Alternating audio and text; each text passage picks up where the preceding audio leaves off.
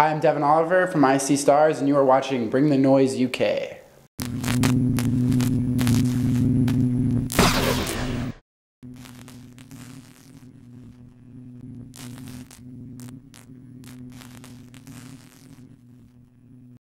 I really like the country. I think that there's a lot of things that, are kind of throw me off, like driving. You have the steering wheel on the right as opposed to the left, and it's just weird stuff like that. The crowd has been awesome every single night. It's been sold out besides 2 nights, I think. And I mean, we're new here, so we're not like really popular. And the ultimate goal is just to show kids who we are and hope that they like us. And so far, so good. I mean, kids are coming out and they're buying merch and they're really, digging our band. And I think and the tour's been successful.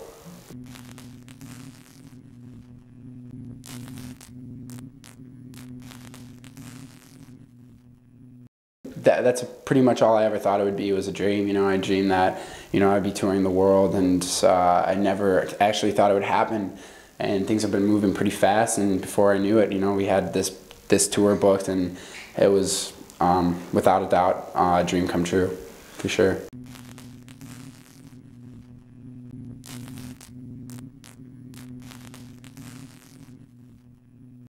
I mean, I've been singing my whole life, and I actually, used to play guitar in the band, and I've been doing this since I was like 10 years old. And actually, I've been doing it since I was 12 years old with 4 of the guys that are in the band still: Jeff, our bass player, my brother Andrew, and my guitar player Brent. So it's been us 4 since I was 12 years old, and we started off as a garage band covering Taking Back Sunday songs and Blink-182, and just not really thinking anything of it. Just thought we were cool, and all the kids in our middle school and our elementary school thought we were cool because we were in a band, and it was like cool. We never really thought anything of it. And then we got into high school, or 8th grade into freshman year, we started writing originals, and then we were talking to a label my sophomore year in high school, and then before you know it, we were signed, and I had to leave high school junior year and tour, write CD.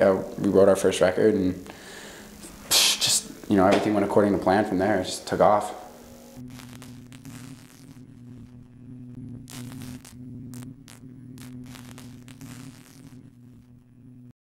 Obviously, there's no reason for me to be upset. I think that they're both great bands, and actually, when I found out Blink-182 broke up, it was like, fuck. I've never seen them live. I never really got a chance to go see them, and it was probably one of my biggest regrets. And then I found out they got back together, and the second I seen those tour dates, I bought tickets. Me and my whole band, we all bought tickets. We all went together, kind of a boys' night out sort of thing, and it's a great time. I mean, that band is just legends, and they're just great. They're fun, and they do what they love, and it's inspiring. That they're at that caliber, of a band. It's just like it really is like the top. It's about as high as you can get. So the fact that they're back together and they're writing a new record, I'm excited to hear it, just like everyone else.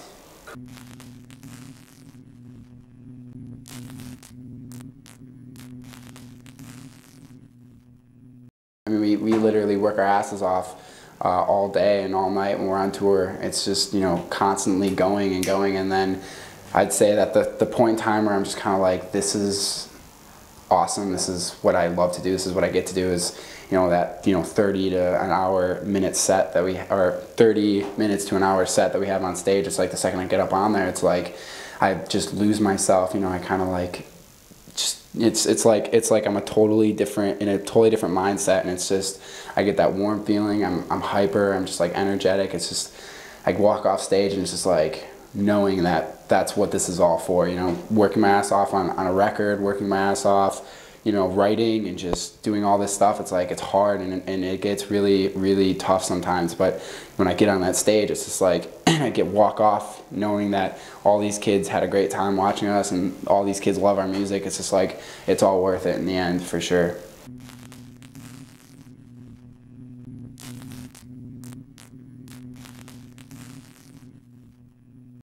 I mean, this is for pretty much everyone in the band. It's just leaving everyone at home. We all are really close, and I'm thankful to have you know, friends that, you know, stay with me, you know, even when I'm gone for so long, and that come back and it's like I never left. And I have a family that's really supportive as to what we do. And but it's really tough leaving them and everyone I love at home. It's pretty much, I can honestly say that that's probably the toughest part for anybody in a band, you know, hands down.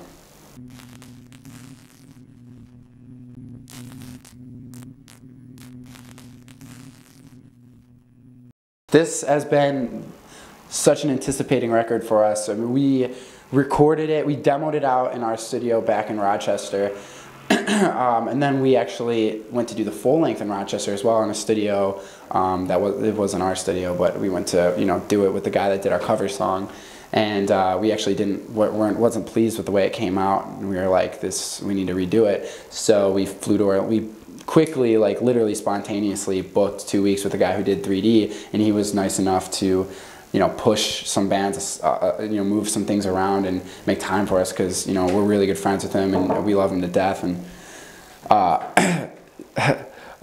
he was nice enough to do that, and, you know, we had to really grind 2 weeks. You know, 2 weeks is not a lot for you know, a sophomore record. It's like usually you go in for 30 days or you know, even 35 days tops. It's like so we went in and we grinded our asses off, and it's been maybe, you know, April is going to be 2 years since our last record came out, and we've been writing this since 3D came out. You know, just started writing it, so it's been a while. It's been 2 years, 2 years waiting for this shit to come out, and I think that we're excited that it's finally coming out.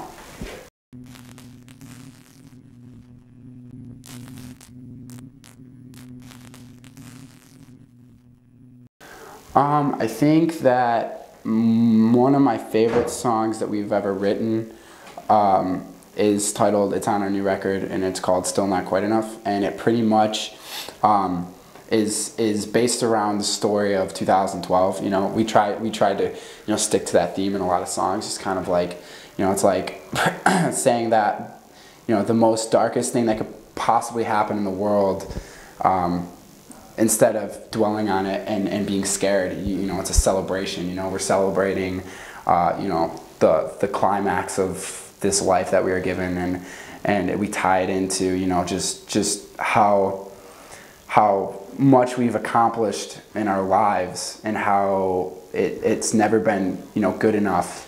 You know, you're just driven by desire, and, you know, desire can really kill someone, and it's just like, it's kind of like, okay, here's the end of the world, everything, it's almost like everything is good enough, you know, just like everything just becomes real for the first time. You know, you don't realize what you've accomplished in your life until everything's about to end, and you're just kind of like, you know, you kind of take everything for granted until, you know, you're about to lose everything, and it's like, it's a really deep song, and I think it's really upbeat, and it's really emotional towards the end, and I think that it's by far the best song I think we've ever written. So I'm excited for kids to hear that one. It definitely sums up I See Stars in a nutshell. It's a lighter song too, so I know that a lot of kids like us because of our breakdowns, but I think that's something that if you're a fan of I See Stars, you should definitely be able to appreciate.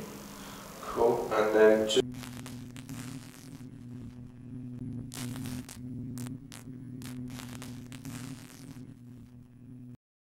We're I See Stars. Check us out. Our album comes out February 22nd, and you can get it on iTunes. You can get it really anywhere, and I really think that you should check it out and come hang out with us anytime we're in the UK, because it doesn't happen too often. Cool.